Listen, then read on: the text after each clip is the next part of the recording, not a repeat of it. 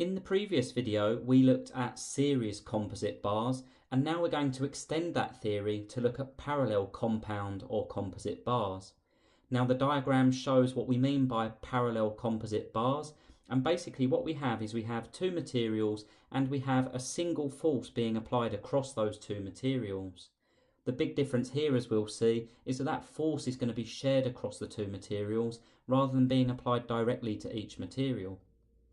So I have two materials there. I have material 1, which I've specified has an elastic modulus of 115 gigapascals, a diameter of 22 millimeters, and a length of 0.65 meters.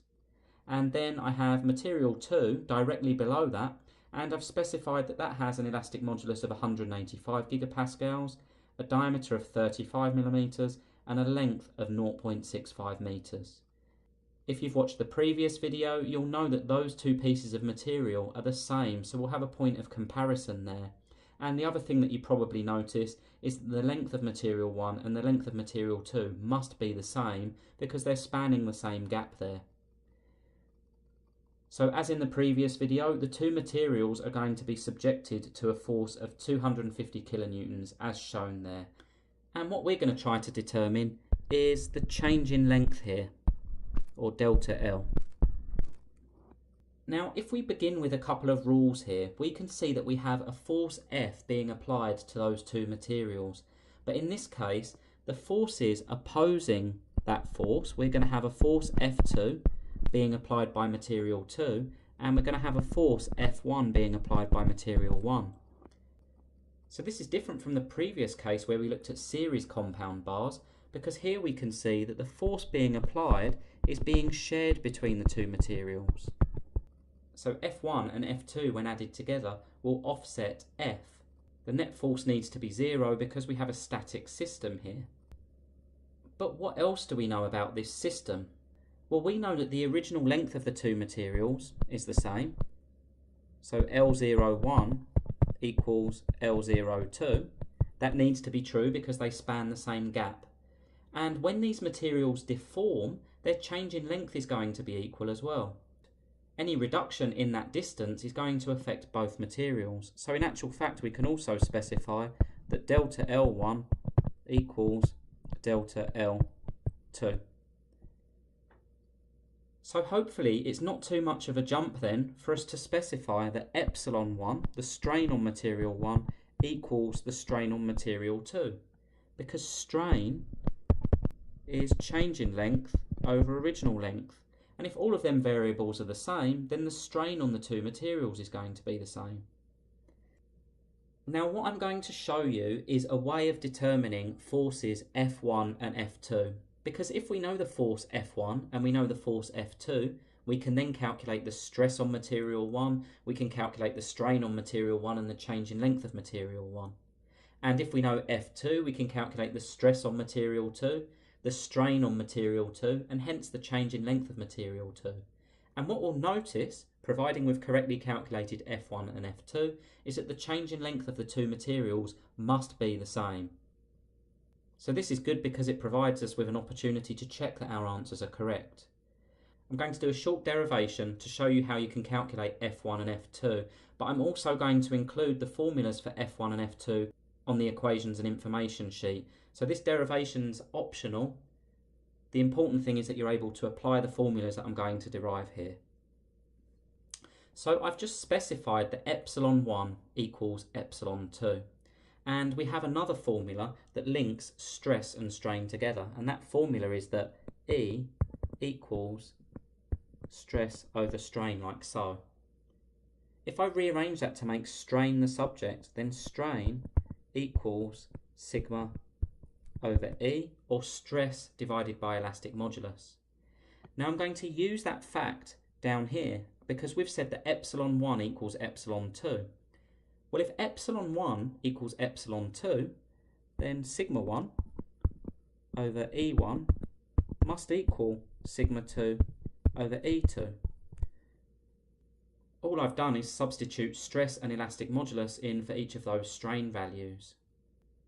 Now we also know that stress is force divided by area. So if stress is force divided by area, I can rewrite this statement as F1 divided by A1. That represents our stress. E1, because we can't lose our elastic modulus term there. All I've done this time is replace sigma with F over A. And I'm going to do that on both sides. So I'll end up with F2 over A2 E2. Now here's the important bit here. I want to express F2 in terms of F1. So what I'm going to do is I'm going to multiply each side by A2 E2. And I'm going to get the following. F2 equals A2 E2 over A1 E1 times F1. I could have written that slightly differently. I could have written that as A2 E2 F1 on the top divided by A1 E1 on the bottom. But the important thing is that I've expressed F2 in terms of F1. Now if we return to our very first equation at the top there, we said that F equals F1 plus F2. So now I can rewrite that because I have a different way of expressing F2. I can rewrite that as follows. F equals F1, and instead of F2 I'm going to put in this new version of F2. I want one equation with one unknown essentially. So I'll get plus my A2 E2 divided by A1 E1 times F1 again.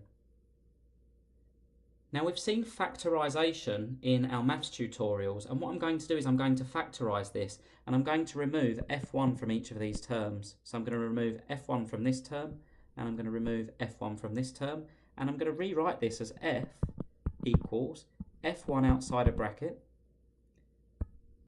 Well, F1 divided by F1 just leaves me with 1, plus my fraction there, A2 E2 over A1 E1, and I need to close my second set of brackets. Now if I want to get F1 on its own, I only have one more step that I need to do. I need to divide each side of that equation by this double bracket here, and the formula I'll be left with for F1 is going to be F, the applied force, divided by, open brackets, 1 plus, open my second set of brackets, A2 E2 over A1 E1. So that represents the formula that I'm going to use to determine F1. Like I say, the important thing here is that you can apply the formula, not that you necessarily know how it's derived. So let's clear all of the non-essential information and we'll just work with the equation that we have there. So at the top of the page there we have our formula for calculating the force F1. Now I could repeat that entire derivation in order to find the formula for the force F2, but there's a much simpler way of doing it. What I can do is modify the formula for calculating the force F1, and I'll modify it in the following way. All I need to do is reciprocate that fraction. So instead of A2 E2 over A1 E1, I can just change that for A1 E1 on the top and A2 E2 on the bottom. As I mentioned there, I could repeat the whole derivation, but this way is a lot simpler. The other thing I could have done is I could have taken our original formula, which stated that F equals F1 plus F2. I could calculate F1, and then I could rearrange the formula there to find F2. I like to approach things a little bit differently. I would rather calculate F1 and F2 using these formulas on the right hand side, and then check that my values of F1 and F2 are accurate by adding them together to make sure that they equaled the applied force, in this case of 250 kilonewtons. I just have a couple of supplementary calculations to do before I can calculate F1 and F2, and the first thing I'm going to do is I'm going to determine radius 1 and radius 2 in metres. We've already said that D1 is 22 millimetres, but now I'm going to calculate R1 because we're going to need that for our area calculations. Well, if D1 is 22 millimetres, then R1 is going to be half of that, 11 millimetres. But we're going to need that in metres, so if I divide 11 by 1,000, I get 0.011 metres. And I can do the same for D2, because if D2 is 35 millimeters, then R2 is 17.5 millimeters.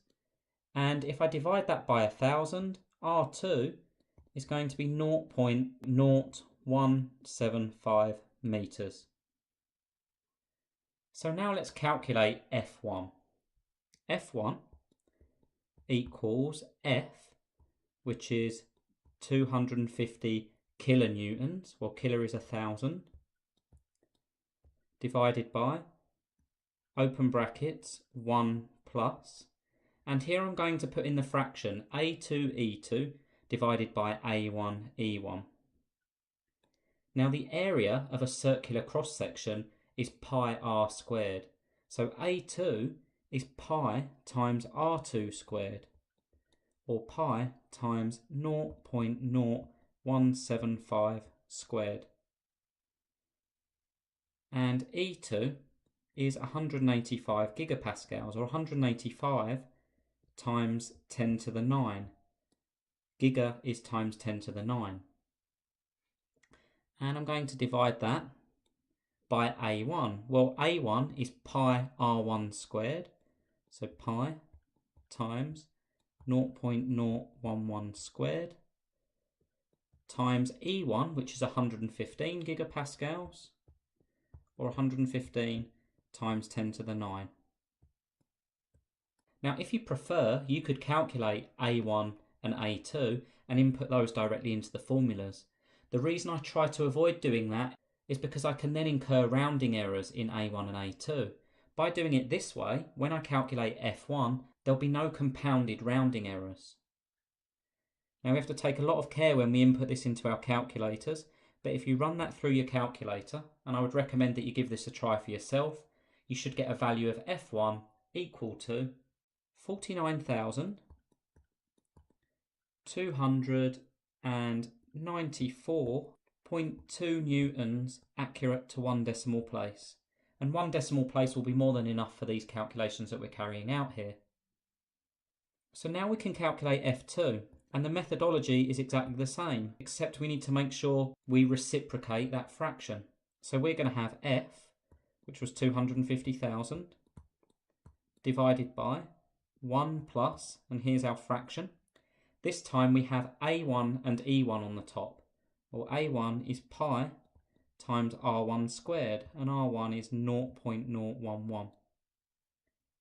And E1 is 115 gigapascals, or 115 times 10 to the 9.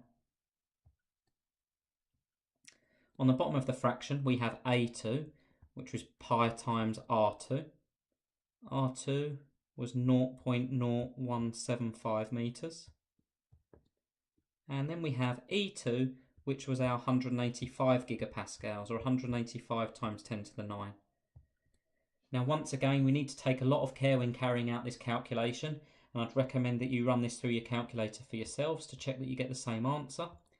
But that should come out as 200,705.8 newtons. And I'm going to leave that in newtons because I'm going to be reusing those values. Now we can carry out our check because we've said that F equals F1 plus F2. We've calculated F1, 49,294.2, and we've calculated F2, 200,705.8. Now adding those two numbers together, you will get exactly 250,000, which was our original applied force down here in the bottom left-hand corner. So we've accurately calculated our values of F1 and F2. Now I'm going to transfer those values to the top of the page and clear some space for the next stage of calculations, where we're going to calculate the stress, the strain, and the change in length. Okay, so I'm going to calculate stress 1. And stress 1 is force 1 divided by area 1. Force 1 is 49,294.2, and area 1, or the formula for area 1, is pi times radius 1 squared. And we've already said that radius 1 is 0.011 meters. Once again, we need to make sure that we work in meters. And that gives us a stress 1 equal to 129,676,000. Now what I'm going to do is I'm going to express that in megapascals. 129.676 megapascals.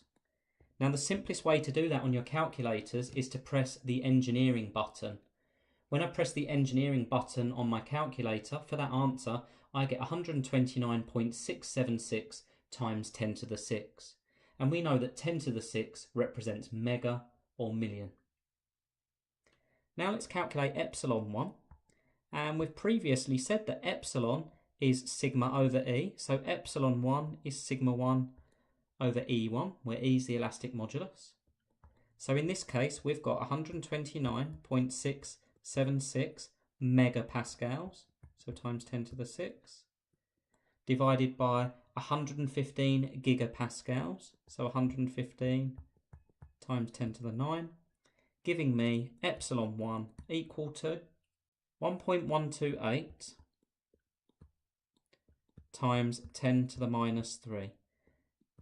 Now we know that epsilon doesn't carry any units, so I don't need to add any units to that answer. And the final step is to calculate our change in length, delta L, which equals epsilon 1 times the original length of material 1. Well, epsilon 1 is 1.128 times 10 to the minus 3. And the original length is 0.65 meters, giving me a change in length equal to 7.330